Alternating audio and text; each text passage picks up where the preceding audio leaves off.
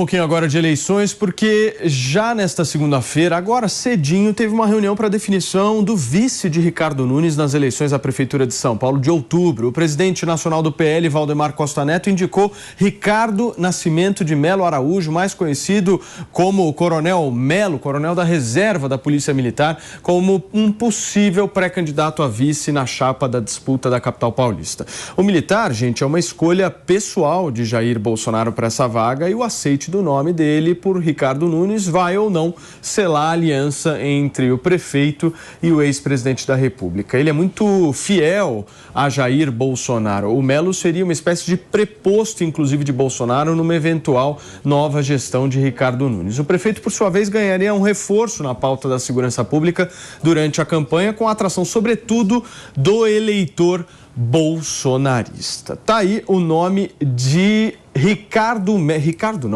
do Coronel Melo, como um possível indicado à chapa. Tá aí o Coronel Melo bem ao lado aqui da tela, para você que está no rádio. Ele era o responsável pelo CEAGESP na gestão do Bolsonaro, né? Fez várias operações, eu me lembro bastante dele.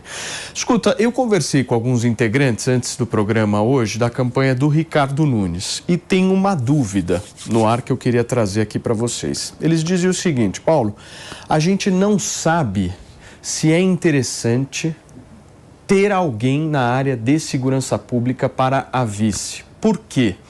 Essa não é uma pauta municipal. Então, em termos, mas isso não seria a responsabilidade única e exclusiva do prefeito. Então, se o prefeito, pense o seguinte, se o prefeito, o candidato a prefeito, traz muito para si a responsabilidade disso, como é que ele entrega isso? Porque, do ponto de vista efetivo, a Polícia Militar e a Polícia Civil são as responsáveis no Estado pela segurança. Óbvio que a Guarda ajuda aqui, mas em âmbito de proporção, Mano Ferreira, Pepe e Ju, são bem menores, né? Como é que vocês veem isso?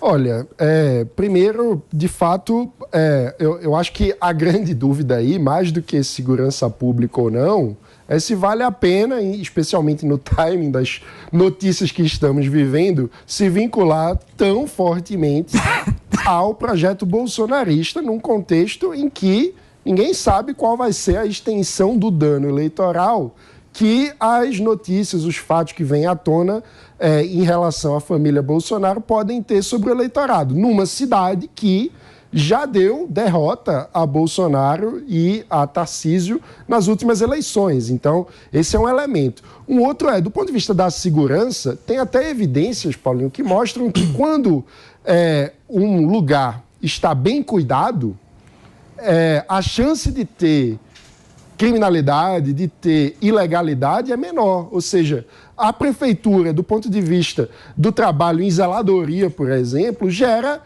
tem um efeito muito importante sobre a segurança. Se você tem iluminação, se você tem uma zeladoria bem feita, você acaba inibindo o crime também. Então, eu acho que não é correto dizer que a prefeitura não tem papel nenhum nesse sentido, não. Inclusive, vou até fazer um jabá amanhã, no Livres. Teremos um debate, um seminário exclusivamente sobre qual o papel das prefeituras em construir políticas que melhorem a segurança pública. Então, vocês sabem que isso é muito legal, Maninho, bem legal mesmo a tua dica em relação a isso. Eu acho só que faz sentido esse ponto que a campanha do Ricardo Nunes coloca, dessa dúvida. Não é uma certeza deles. Pode ser que agregue, mas realmente você trazer muito para perto algo que você não é responsável pode ser algo que complique no futuro. Agora, eu queria, Ju, citar com você que é uma mulher que já viu várias campanhas políticas, eu queria muito entender de você o seguinte: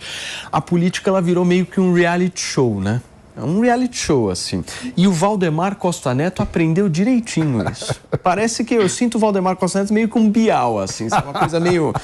Ele agora veio a público. Eu vou trazer uma posição do Valdemar Costa Neto, Ju, que me chamou a atenção. Ele diz o seguinte: olha, levei o nome do Coronel Melo. Foi muito bem aceito e também está credenciado, juntamente com outros nomes que eu também levei. Tomé, a delegada Raquel Galinatti, olha aí, hein, Pepe? A secretária de Estado Sonaira, entre outros nomes que estamos estudando também. O Ricardo Nunes está me surpreendendo. Todo mundo quer ser vice dele. Vou levar o resultado dessa conversa para o Bolsonaro e, avançando, o prefeito vai discutir com todos os demais partidos da nossa frente frente ampla. O importante mesmo é que Ricardo Nunes siga trabalhando firme e forte. O Ricardo está fazendo um trabalho incrível para a cidade de São Paulo, blá, blá, blá, blá. Isso quem me passou foi a nossa Fernandinha Antunes, nossa diretora. Posição aqui do Valdemar Costa Neto, o Ju. Eu nunca vi uma escolha de vice assim, normalmente assim... Foi para definir e expandiu. Joga nomes, coloca os nomes ali, vai ter paredão, é isso, Ju? Isso está acontecendo, Paulinho, porque ainda tem algum tempo, né, da eleição, porque muitas campanhas que eu acompanhei, o grupo político demorou muito para se agregar, ou então já havia se agregado e desagregou e colou em outro, e aí a escolha do vice foi feita ali um pouco às pressas e tal. Mas no caso que a gente está acompanhando agora da Prefeitura de São Paulo, não, tem muito tempo, essas tratativas são feitas desde o ano passado. Então eu concordo com você, o Valdemar é extremamente habilidoso para lidar com a imprensa, ele consegue ir e voltar em algumas das falas dele, a gente viu isso, a retratação, por exemplo, que ele fez ao elogio, né, que ele havia feito ao Lula, ele depois pontuou, né, enalteceu a figura do presidente Bolsonaro. Então ele é uma pessoa que joga, testa a reação e consegue se municiar a partir dessas reações e se posicionar. Então ele é muito habilidoso, sim, nesse sentido.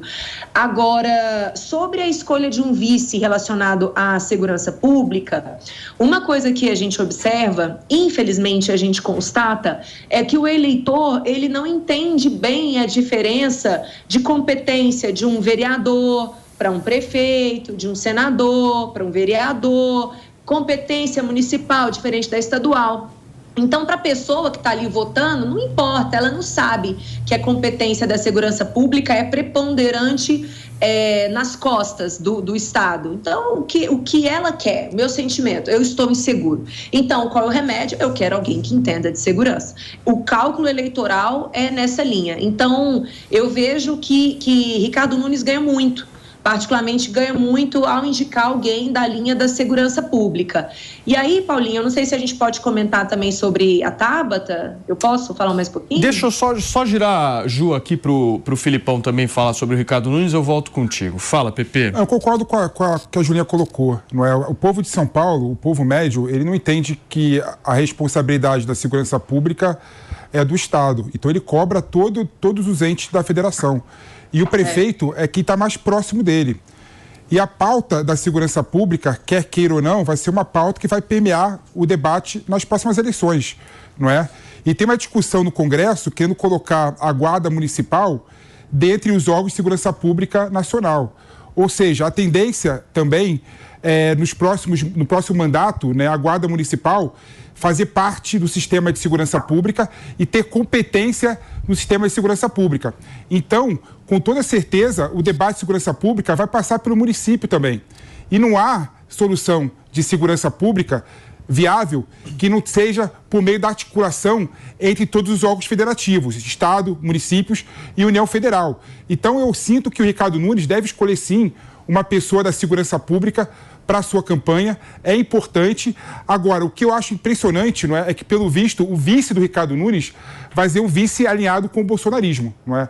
Então, com certeza, se o Ricardo Nunes trouxer alguém ligado ao Bolsonaro, ligado ao PL do Valdemar da Costa Neto, ele vai trazer para São Paulo a discussão e a polarização que nós vimos nas últimas eleições em nível nacional, não é? Muito bem, gente, deixa eu fazer um break para você que está no rádio, são 10 horas e 52 minutos, a gente já volta.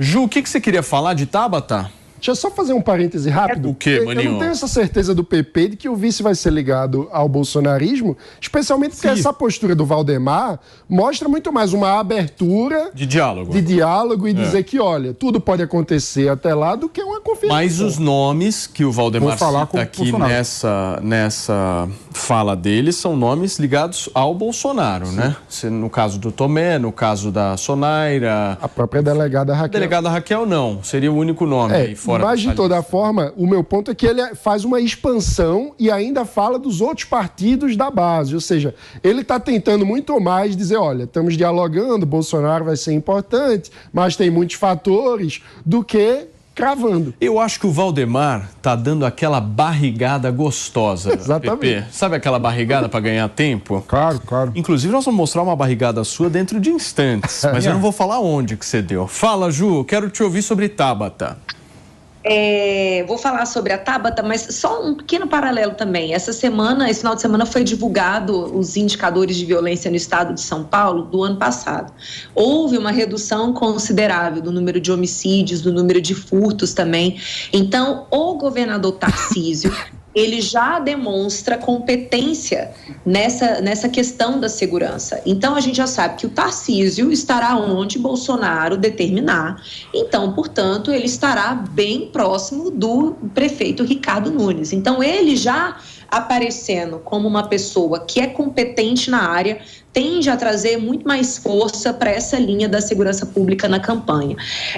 Paulinho, a gente havia comentado aqui sobre essa posição da Tabata, né? E esse final de semana eu vi que o Estadão publicou sobre a tentativa de cooptação, a suposta, né?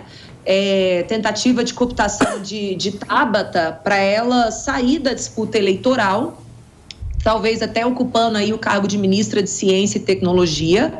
E ao que me parece, ela não está aberta a essa negociação. Inclusive, é a deputada Tabata que não quer ver essa disputa sendo polarizada. Ela já deu algumas declarações nesse sentido, dizendo que a disputa da Prefeitura de São Paulo não tem nada a ver com essa disputa nacional de Bolsonaro e Lula, e porque ela, sim, ela figura como uma jogadora que namora de um lado e namora de outro e está bem posicionada ali no centro. Então, assim, eu estou bastante curiosa para saber até quando Tabata resiste, né? Porque a gente viu aí o poder de uma carta de um ministério, né, para trazer Simone Tebet para o segundo turno. Então, talvez esse ministério seja, sim, um argumento muito forte para a Tabata acabar recuando dessa disputa, que é algo que eu sempre coloquei aqui, que não me parece muito lógico, considerando que ela é uma pessoa que está sempre ao lado do presidente Lula. Agora, Ju, eu acho o seguinte, óbvio que em política tudo pode acontecer, certo, Mano Ferreira? A gente não pode duvidar de nada na política, absolutamente nada. Mas eu acho que se ela fosse convidada para o ministério, ela recusaria.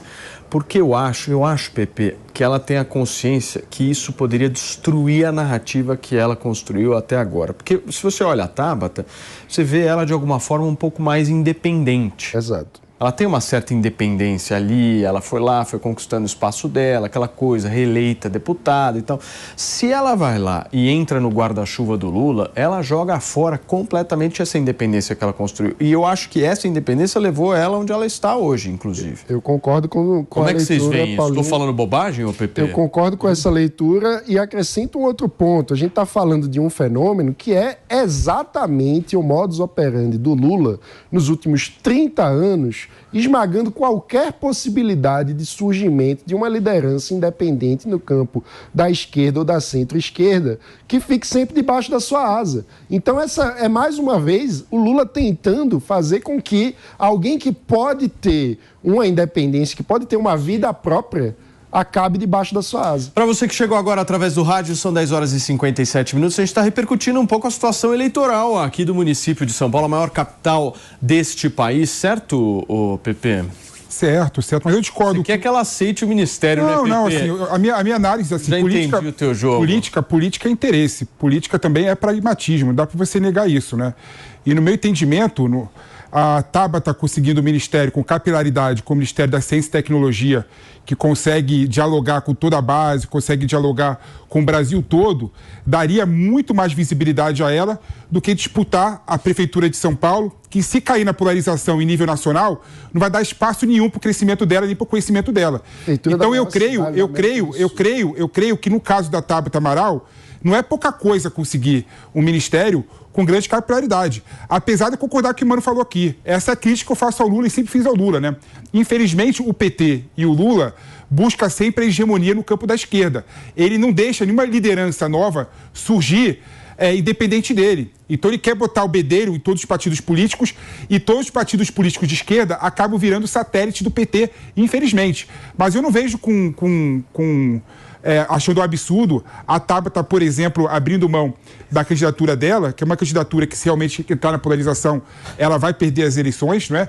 E conseguir um ministério com capilaridade que catapulte ela para voos maiores.